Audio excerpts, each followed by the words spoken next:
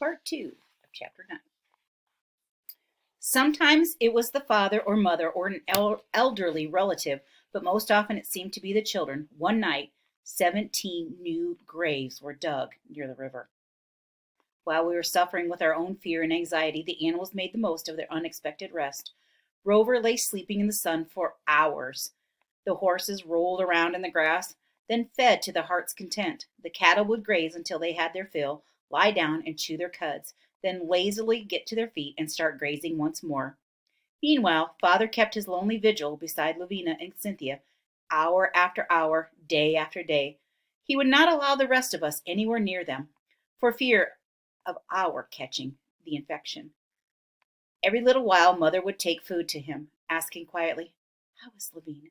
But Father just shook his head, and his eyes filled with despair. In a few days, Cynthia was well enough to be taken out of the tent. Before she could be allowed near us, though, she had to be bathed and all of her clothing and bedding disinfected.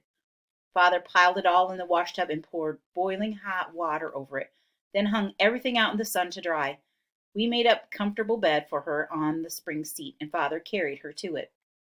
I was so happy to see her again, but she was weak and fretful and needed constant care. John and I tried for 3 days before we could make her smile. One morning, I heard Father asking Mother for our small looking glass. He took it to the tent. A few minutes later, he handed it back to her. "What's the matter?" I asked. Mother's breath seemed to catch as she answered. He couldn't tell if Lavina was breathing or not. So he held the looking glass over her mouth to see if any moisture collected on it. I felt something squeezing my stomach. And did it? I forced myself to ask in a whisper. He thinks so, but we cannot know yet how it will turn out. We can only wait and pray. For 2 days, Lavina hovered between life and death. Father looked so exhausted that Mother begged him to rest, but he rarely did. At times, he was sure she was dead. She lay so very still. Once I heard him repeating the 23rd Psalm. Yea, though I walk through the valley of the shadow of death. His voice cracked, and he would not go on, or could not go on. So I finished for him. I will fear no evil, for thou art with me. Thy rod and thy staff, they comfort me. Sometimes I wondered if it could be my fault that this had happened to my sister. Hadn't I often been jealous of her happy disposition, the way Mother smiled at her and frowned at me? And hadn't I felt angry that she had taken so easily to this new mother and had no thoughts of another?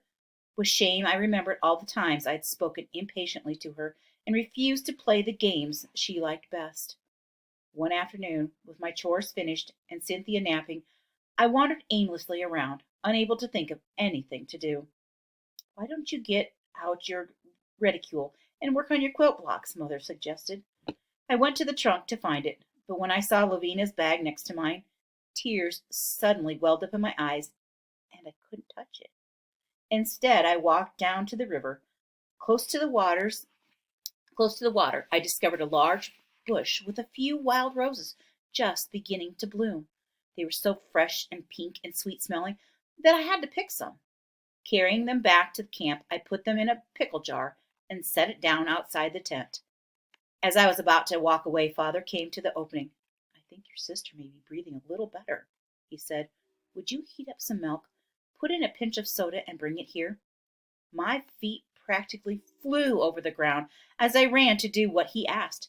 Crouched outside the tent door, I watched as Father lifted Lavina's head and tried to coax her to take some milk. "I think she swallowed a drop or two," he told me. The next morning, Lavina opened her eyes and seemed to know where she was, though she still could not speak. Hope began to spring up in all of us. We gathered outside the tent. I was singing softly to Cynthia, and from inside we could hear Father humming a line from one of his favorite hymns. Earth has no sorrow that heaven cannot heal. A minute later, he stepped outside and smiled at me. "Lavina seems to be enjoying your roses," he said. My heart leaped with joy and thankfulness as I hurried back to the wagon to help Mother prepare food for her. What did I care if I burned my fingers trying to make the toast? Surely now Lavina was going to get well. 2 days later, Father bathed her, dressed her in clean, fresh clothes, and carried her to the improvised bed we had made for her on the 2 split-bottom chairs. Then he set to work, disinfecting the tent and scrubbing her clothes and his own. As I walked back and forth from the river carrying brimming pails of water for the washtub, I discovered more and more rose bushes. All of them were bursting with blooms, and each one seemed prettier to me than the last. I set down my pail, picking as many roses as I could carry. I brought them back to Lavina. She was sitting in the shade of the wagon, propped up with her pillows, her doll tucked into her bed beside her. Her cheeks, I noticed, had a little hint of color. "See what I found?" I said, holding out my armload of flowers. Smiling weakly, Lavina reached out and buried her face in them. "Oh, sister," she said, "aren't they pretty roses?" End of chapter 9. Here's the picture that goes along with it for those of you who do not have the book. The picture of Father taking care of Lavina and Mary Ellen. Okay, very good.